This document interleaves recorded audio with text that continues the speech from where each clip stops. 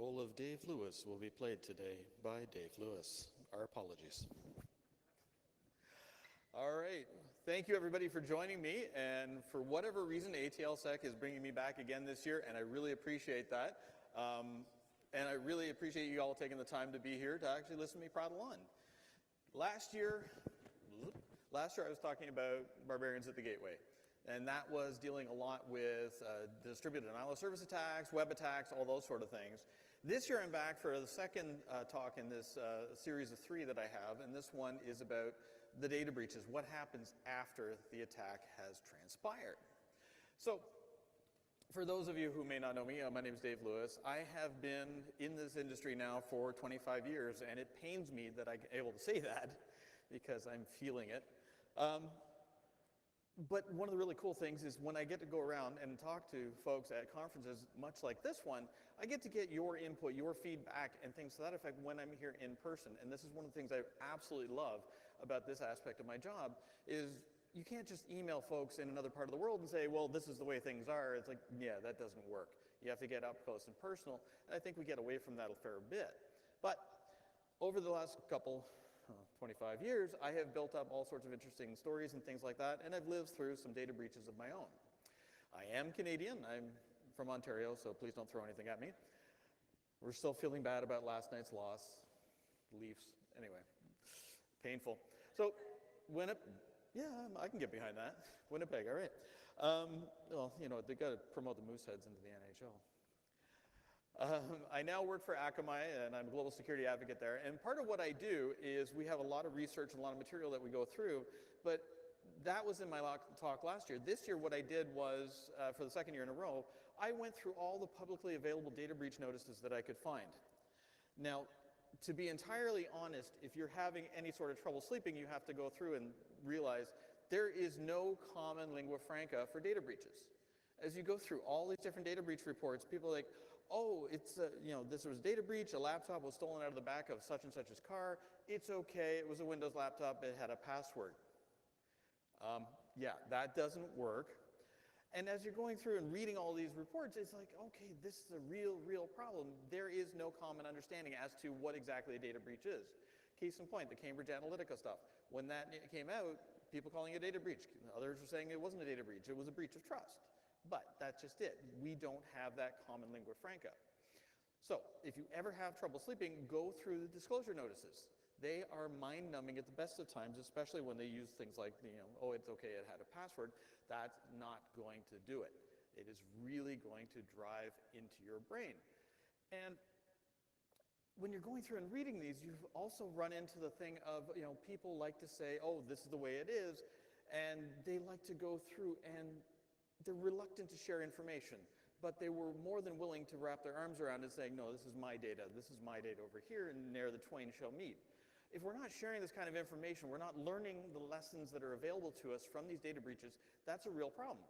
Now, as I go through these slides, you're going to inevitably probably see one of your companies that are in these data breach notices or in this information. This is not to make you feel bad. This is not to shame anyone. This is about learning lessons from these issues. Now, before I ever got into this racket, I was spending time doing a degree in classical studies in archaeology. Yeah, how did I get here? And as you go through it, one of the things that it really spoke to me when I look back at it was the sack of Rome in 410 AD. And this is when the Visigoths camped around the city, and the way they took over the city was they just cut them off. And slowly but surely, the city-state was taken to a point where they just flung open the doors and said, you know what, you win. And you know, you can look at it from the ultimate data breach, and this is a real problem when you look at these things, is the attackers are always going to find new and exciting ways to get what you hold dear, be it your intellectual property, your customer user database, whatever it happens to be. And this has been going on since, you know, time immemorial, and we look back a few years here. This was back in 2005, which is data breach of 40 million credit cards. Jump forward a couple more years, we see yet another one, the Heartland Payment Systems in 2009, another data breach, millions of credit cards that were exposed. There was 4 years difference between those. And then we flash forward to today, we're not learning the lessons that these breaches are teaching us. And this is a real problem that we have to be aware of. And back then, one of the really interesting things was there was a simple function that was built into a lot of databases to allow database administrators to administer their data. And it was enabled publicly facing in a lot of cases. That was XP Command Shell. This led to so many of these data breaches, especially the two that I just mentioned. And this was never meant as a negative thing. It was actually a functionality built in there for a very positive thing. But the law of unintended consequences is a pain because it will bite you when you least expect it. If you are taking your systems, exposing them externally in ways that you were never meant to, attackers are going to be more than happy to oblige you of a rather nasty review. And flash forward today, we have things like S3 buckets. How many people here are familiar with AWS S3 buckets? Okay, good. That's more than I had in my last conference I spoke at. So these are, for those of you who are not familiar, these are data repositories on AWS where you can dump whatever you want. Image files, text files, whatever it happens to be. Unfortunately, too many companies are getting breached because they're making these publicly available. In some places, not only read, but read write. This is a real problem when you consider that this isn't supposed to be this way. And I'll talk about that a little bit more later. And Verizon, another example here. And the thing is, none of this becomes really resonant to folks in organizations until it happens to them. Very much like you don't have a burglar alarm on your house until somebody breaks in and swipes everything. This is one of those real problems, is we can't figure out some way to make this important to us. And data breaches are a real problem, especially when you consider that data breaches are the current, well, data rather, is the currency of the day. The amount of value that's associated with our individual personal identification as well as corporate identification, there is a lot of money on the table. And when we jump back and we look at stuff like the S3 bucket thing that I was just talking about a moment ago, this is a real problem because by default, this is disabled.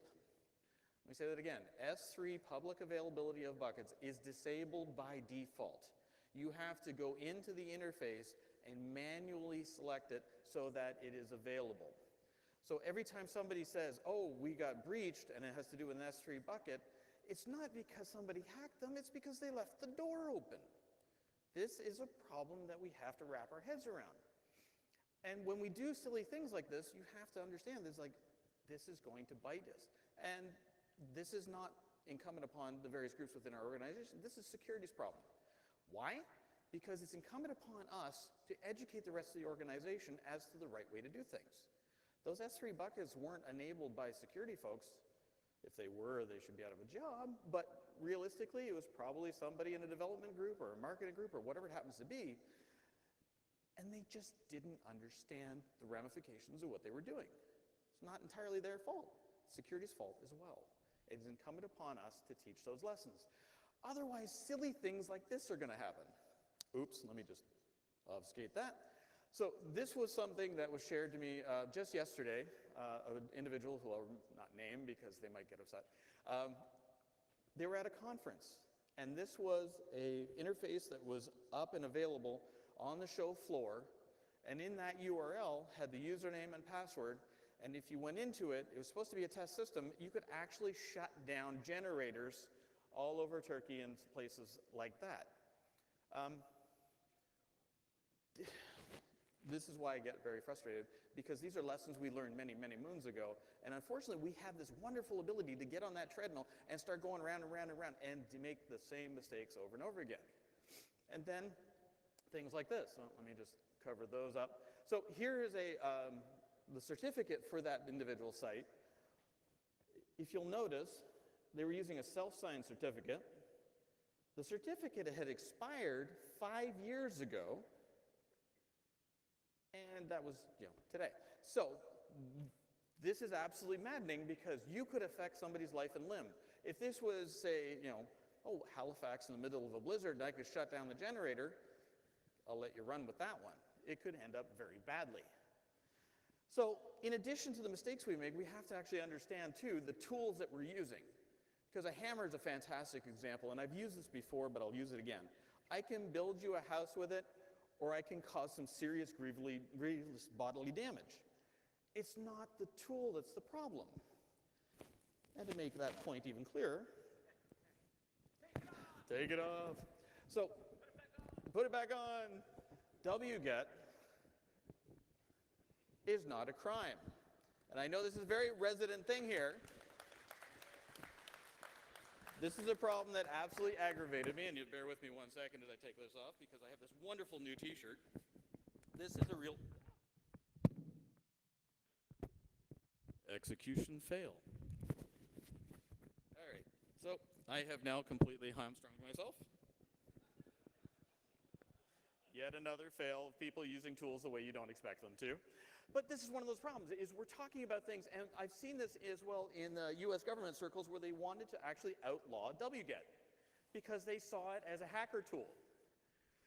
This is a real problem. We have to start doing a better job of taking our conversations beyond the security discussions here. We have to go out, we have to go to healthcare conferences. We need to go to automotive conferences. Government, if you're here from the Nova Scotia government, thank you for showing up. If you're not, please be watching this video or every other video for this conference.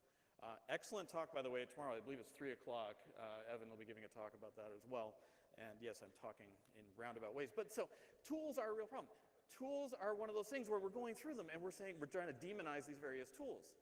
We have to understand what they are and how they work, and we have to look at the criminal intent. Was there a criminal intent? No.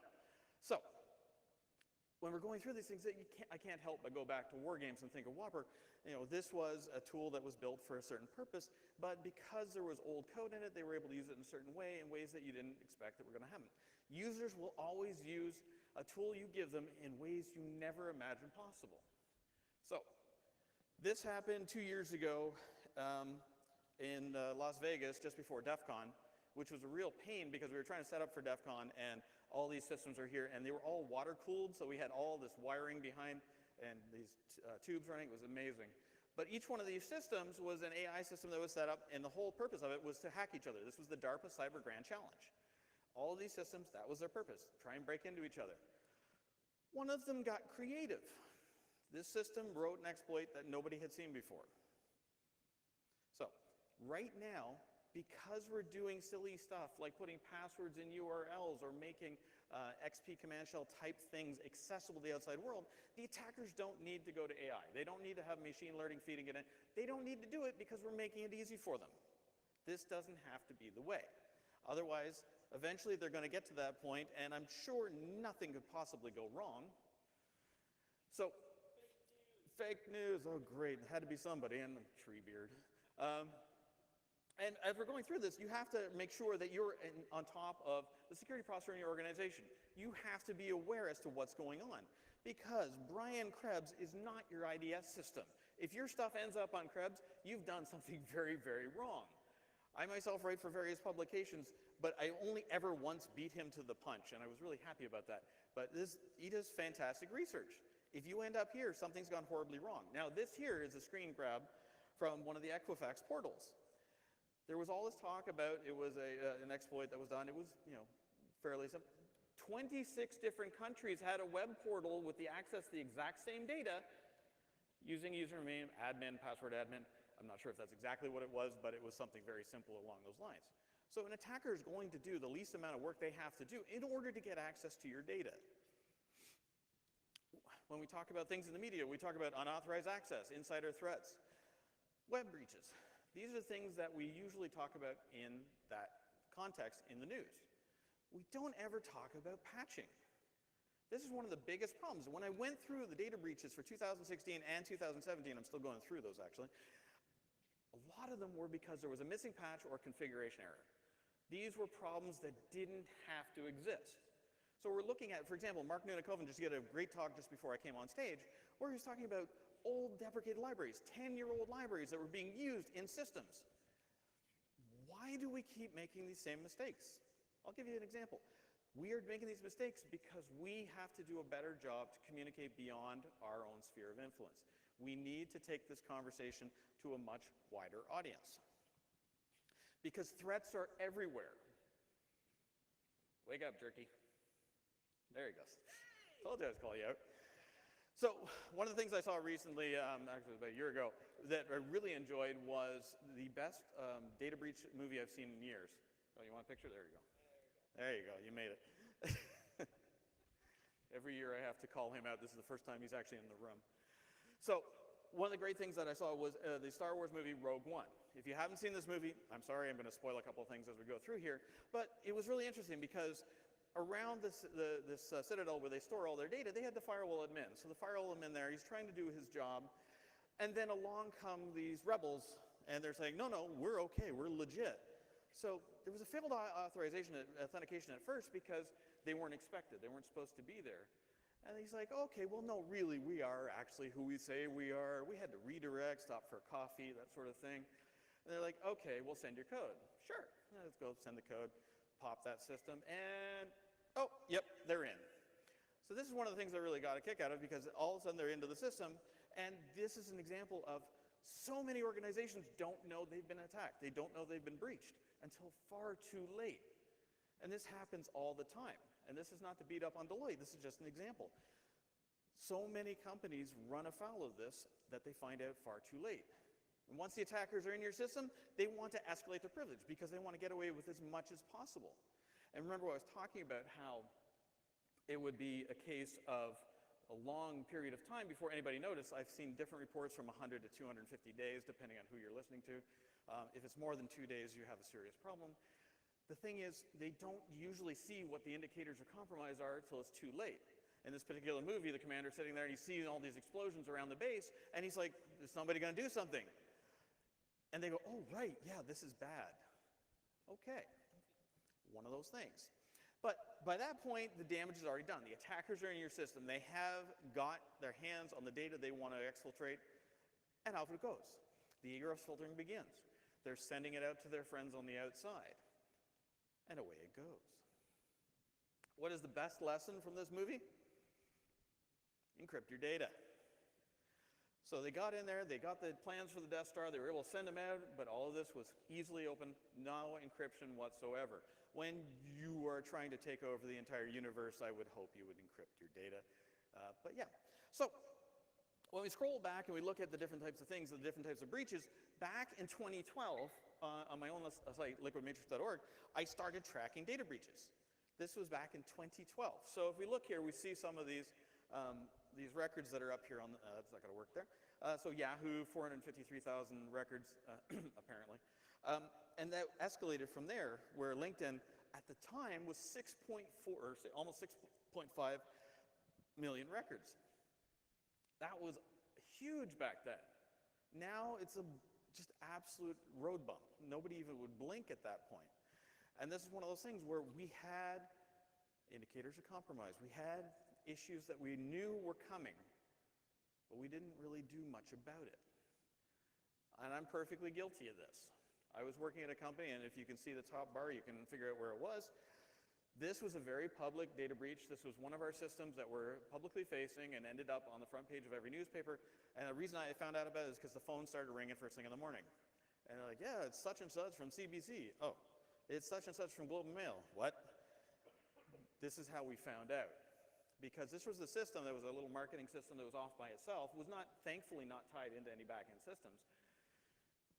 And attackers, the root beer sec crew, were able to take it over and pop that system because it was a deprecated version of WordPress.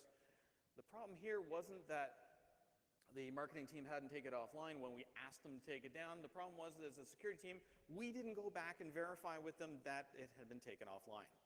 So that was one of those cases where you take the sword tip, put it in your chest, and lean forward, and that was a horrible lesson to learn.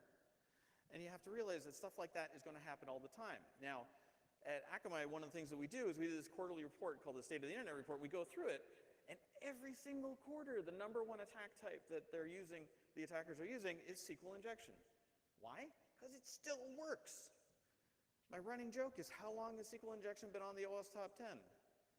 The best answer I've ever had was from the beginning. It literally has been that long, and still here we go. And the thing is, just because something seems like a good idea doesn't mean it is. So there was a social media platform, which I don't even know if it's still around, called Yo. This was a bet between a couple of programmers. They said, we could write the social media app in a day. And they literally wrote it in about 8 hours, and they were online, but they factored a 0 into the security posture of it, and they got compromised in very, very short space of time. The whole premise of this was you could go back and for your friends just saying, yo, that was the sum total of it. How they thought they were going to monetize that, I don't know. SQL injection, we have to sanitize our inputs, we have to sanitize our outputs. These are things that we can do now to limit this, because the attackers are making use of it when we're not protecting our systems.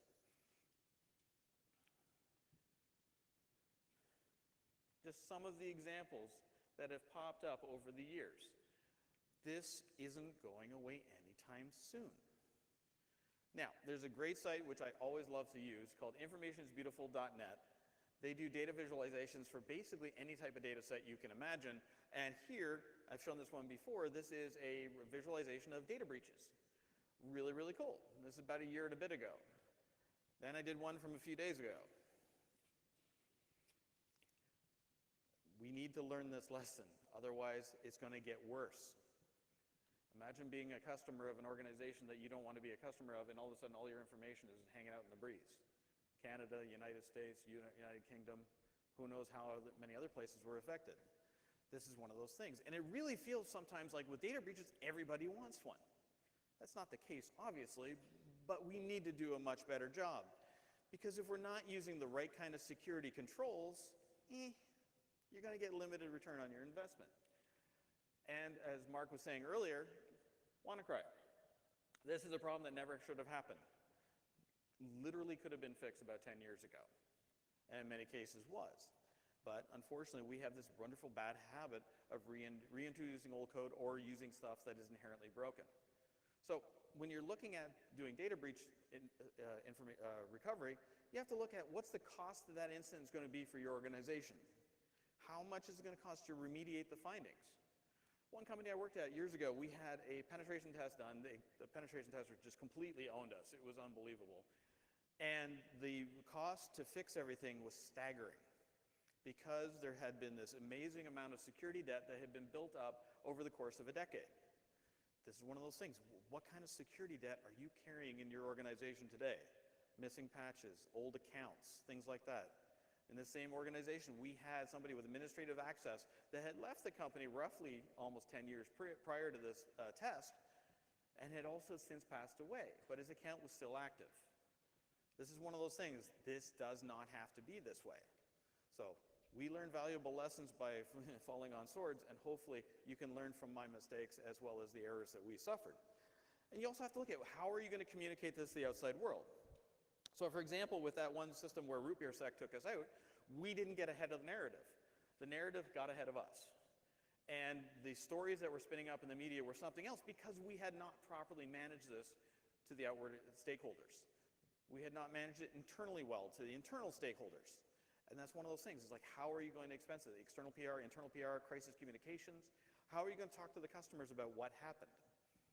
You also have to look at potential legal fees. Canada is not quite as litigious as the United States, but that could easily happen if your organization is bridging both, or conversely, it's egregious enough that in Canada you get nailed. This could have a real significant cost. And compliance penalties as well. GDPR, which I'll mention a little bit, is coming up. That's going to have some serious, serious consequences if people are not taking the accountability of the data that they have in their purview seriously. Also some other costs. Loss of revenue is always a possibility. Customer attrition, and the stock valuation. So one real good example is a company I worked at a long, long time ago. We had the CEO send out a rather unfortunate email to the entire organization with a banner at the bottom, internal use only, do not send, top secret, blah, blah, blah. 27 people sent that email out to external sources in the first minute. One of them worked for the press. Stock valuation dropped 20% in one day. Simply because of that information. The nature of the information is really not important, but that's just it. The impact of things like that, if you don't have proper controls in place, this is what can happen. And we had not properly educated the C-suite as to, well, actually that's not true. We had a properly educated C-suite. They just forgot to mention to us that that email was coming out. So real problem in that regard. And the cost of the data breaches are something else.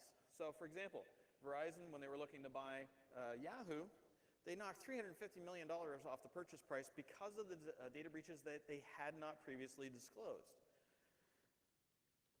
TalkTalk, which is a provider in the mobile provider in the UK, weren't encrypting data. And I believe it was their CEO or the CISO, I can't remember which one. They came out and publicly said, well, why do we need to encrypt the data? Nobody said we had to. Bit of a problem. So that led to a breach of roughly 157,000 customers and also to the tune of 400,000 pounds as a penalty, which may not seem like that much, but this is just going to continue to grow, especially when we take into account things like this, where Yahoo, the SEC fined them $35 million in the last couple days because they had not disclosed this information.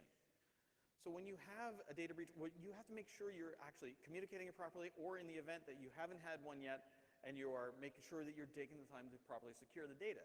And also ask yourself that valuable question, do you need this data? Case in point, this is an app for a conference that I attended not too long ago, and of course, me being me, I took it apart, and two of the commands there, read, write, external storage. And there was all kinds of other things here. It was asking for information that it did not need to have. And some of the things that I found in this app, that if this app was available after May 25th of this year, this would be a real problem because GDPR. And people like to go, ooh, boogeyman, GDPR. No, it's only a UK or EU thing, sorry. It has ripple effects across the entire industry. We have to be aware of this. And I can't stand here and say, you got to get ready. You have less than a month, so if you're not ready now, yeah, it's going to get ugly. So the other side of it is, you want to look at and make sure your internal folks are doing the right thing. So somebody did this really interesting graph where they actually had a look at the Equifax breach. The hack was discovered at this point, and then there's massive insider trading here, and then the disclosure. I really hope somebody is going to get in trouble for that, but that remains to be seen if that's actually going to come to pass. So, okay, so who got the pink slip in the Equifax breach? And this is really salient to any organization that suffers a data breach. Who's going to get the door?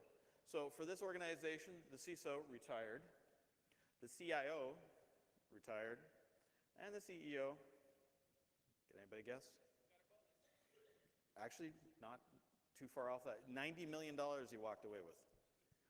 90 million. The CISO made 11 million in 4 years. If my boss is watching, I need a raise. And this is one of those things where you're looking at these things, and imagine that happened to your organization, where your entire C-suite took a haircut right away. That wasn't the entire thing, but it's one of those things where you're like, oh, okay, this is a real problem. And people say, oh, well, it's just that one organization, but the next day, this happened. TransUnion was serving up, oh, we need you to update your software. They were popped, and they were serving up backdoored versions of Flash. Real problem. So when you're going through these things and you're looking at all these different things that can go wrong, you want to make sure you're working with the proper stakeholders internal to your organization. The compliance team is a great example. I can't believe these words come out of my mouth sometimes, but no, that's true. I have worked with compliance organizations in the past where it was very much an adversarial relationship, and over time I went, wait a second, I need to flip this around. This is something where I can get a lot more value for this if I'm working with them. So if you're working with your compliance team, they can help you go through and look at all of your documentation, make sure that you are actually properly vetting it against all the different types of legislation that's out there. They can be a huge ally because a lot of times they're the adult in the room when you're having discussions. So when we're talking about these sort of things, you have to look also, and when you're talking data breach type stuff, you want to go back and look at the things where things can go horribly wrong, but you may have had the right intentions. And this happens far too often. So back in the 90s, this was a great example of, I got angry. I was working for a company who shall remain nameless, and we had somebody that was attacking our client, and I got mad, and I hit them back. So I breached their systems. I left a little note for them. I said, please stop doing that. Also, these are the things that are broken on your system. And they found that note, and they found the burner email address that I left there, and they sent me a note a couple days later. While they were very appreciative of all the things that I pointed out, and they were appreciative of the fact I didn't break anything, they also wanted to point out that I was the wrong target. I had actually gotten one of the octets wrong, and I had hit back at the wrong thing. So when you see legislation popping up of, okay, how you're going to deal with your attackers, how you're going to deal with protecting against data breaches, and they say, oh, hack back. This can go so horribly wrong, and I'm living a proof of that. Thankfully, it didn't go badly for me, but that was just blind luck. And it's not only myself. One example, I had an external provider come in and say, okay, look, we're going to do a vulnerability scan of your entire organization so you can give it asset inventory as well as like a cursory exam as to what is, so you can see how our product works. And I was like, okay, great, that's fantastic. Free? Yes, free. Okay, great. They did the scan. I gave them my Class B, and they said, Class B? I said, yes. We're a power company. That's how we operate. And they said, sure. Okay. Did the scan, came back, nice thick report, started flipping through it. I'm like, Shenzhen, Beijing. This isn't right. And I went and I looked. They had made the exact same mistake that I had made years previous. They had put the wrong wrong octet, and they ended up scanning a huge swath of Chinese IP address space. But the really interesting thing, there's roughly about 300 different printers that were openly exposed to the internet, which was really interesting. But this is one of those things, it's like mistakes happen all the time. And the law of unintended consequences is such that it's going to happen at some point. You need to be properly prepared for these sort of things. And you also have to make sure that you're doing a better job of educating the individual groups within your organization, because they're going to be your best allies if they are properly equipped and educated to do so. So one organization I was working at, we had it was a power company, we had this one app that went live before it ever got vetted by security. So I said, all right, fine, I'm going to have a look at it before too many people know it's there. I did what I would normally do with any sort of web app. I did view source, that was the first thing I did. That right there, and just make sure. View source, this is what I did. What did I find? Commented out in the code, username admin, password, password. This was the administrative credentials to log into the administrative interface for this application. The URL for which was also commented out in the code. The exact reaction that I got for the head of the particular app team that put this app together was this. He said, I hacked their system. Does this sound familiar? This is one of those things. We have to do a better job of educating folks to make sure that they understand what they're talking about, because otherwise you end up feeling like me all the time. Not that that's me, it's a much better looking version. But the best thing is when we went through all of this exercise, I realized it wasn't their fault so much as it was mine and my team's. We hadn't known about the application until after it went live, but we had to do that, sit down and educate them on what the good things were to do when you're doing app development from a security perspective. Because otherwise you end up like this, and you don't want this to happen. You want to make sure that you're helping others, because otherwise things are going to happen that are very wrong. One organization that I worked at a long time ago, we had this battle internally of don't do X with this particular server, and they fixed it, and no problem. I left the company. 2 weeks after I left the company, a coworker sent me an email and said, you're not going to believe this, and put the URL in the email. So I don't know if you can see it, but in the top of the URL, the arguments that are passed are /etc/password. And it dumped the entire password file for that particular server. 2 weeks after I left, after we had already fixed it, they ended up reverting the changes that we had put in. Because users are going to do really weird and interesting things. And they're going to ask for things that you go, wait, why are you asking for that? Because it may look neat, but this doesn't tell you anything. Thankfully, that company doesn't exist anymore. And mistakes can happen everywhere. They can happen with security companies. The first time I gave this talk, roughly about 2 hours before I went on stage, this happened to this company, yourdataissecured.com. I felt really bad for them, but I never did find out what exactly happened, but their entire database was dumped and available on their own website. So I think something went very, very wrong that day. And when you go through a data breach, it really feels like you are personally violated. And Bob Lord, who I've had the fortune to know him for many years, I went through and he said exactly this. It feels like you have vertigo. And when I went through my own data breach, it was that. You just couldn't sleep properly for a couple of days because it becomes very personal. And that's just it. When I was talking about it earlier, you need to have that, make that personal somehow. Somehow you have to make that in such a way that resonates with you, resonates with your organization and beyond. Because this is how we're going to learn. Because mistakes are going to happen.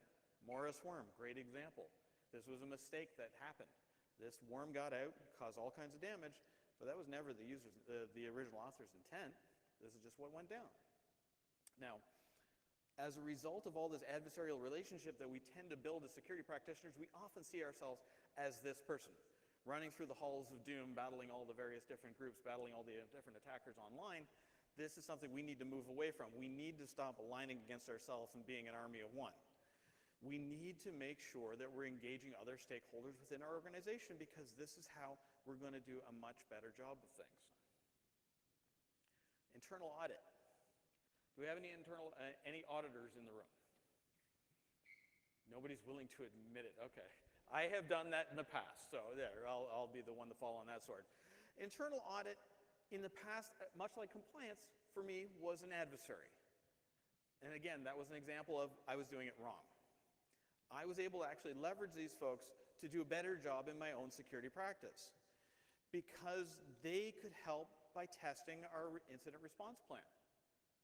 This was a great sounding board. They could actually help quantify the risks that we're dealing with in the environment. So when you're talking to senior management, you don't go, oh, we have this horrible vulnerability in X. You want to actually sit down and talk to them about, oh, what is the actual risk to the organization? You need to be able to quantify it in ways that they're going to understand, because if you can't speak knowledgeably to the C-suite in ways they're going to understand, you're not going to get the funding. You're not going to get the traction that you so desire.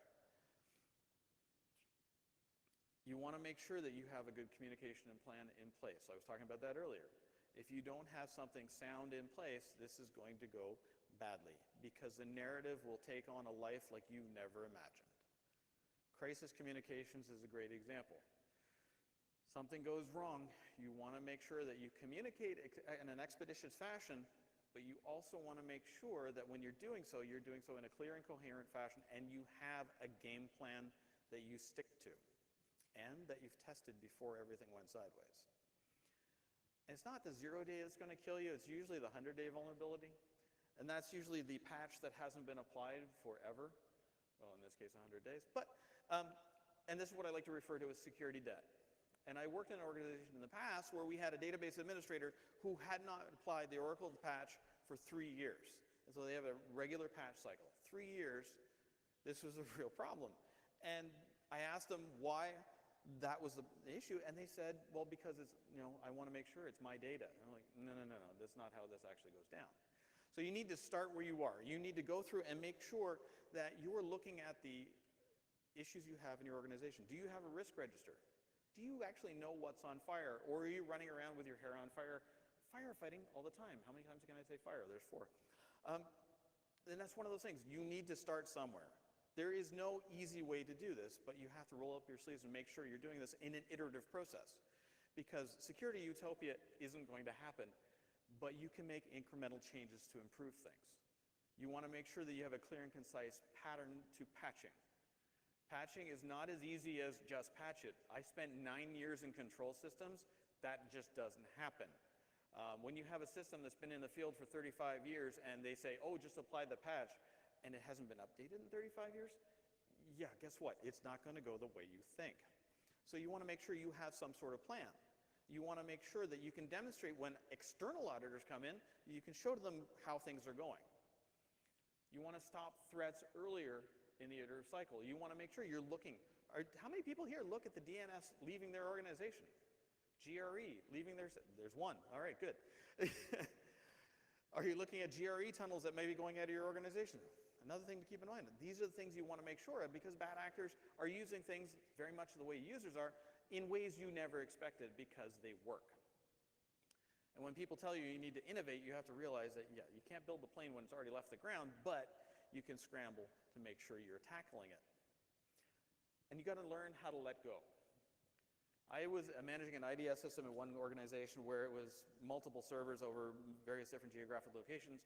I wouldn't let anybody touch it. This was a real problem. I wouldn't let anybody touch it, and I learned to let go when my mentor said, this is the only way you're going to get ahead. And I went, okay, all right, and eventually let it go, and they had to hire 2 more people to do the job. And you have to understand that when you let go of these things, you can work on other stuff. There is never going to be a case where you're like, as a security practitioner, I have nothing to do. If you've met that nirvana, go open a coffee shop, you're done. And this one last story that I'll share here was a case where I was working in one organization. The users in our office in Southeast Asia had figured out a way around the firewall. So they were downloading all kinds of cracked movies. Another example, I was working for another power company. We found a Cisco 1750 under the floor that was communicating with a company that used to be part of our company, which was now a competitor. These are the things you have to constantly be looking for, and it's not easy, but it is achievable if you're making incremental changes to your organization in a positive way. That being said, I'm at full time. I would like to say thank you to all of you. I would like to thank AtlSec for having me back yet again. And if you want to say hi to me, drop me a line, dave@akamai.com, or conversely, you can get me ranting and raving on Twitter about coffee and various other things. And that being said, thank you very much.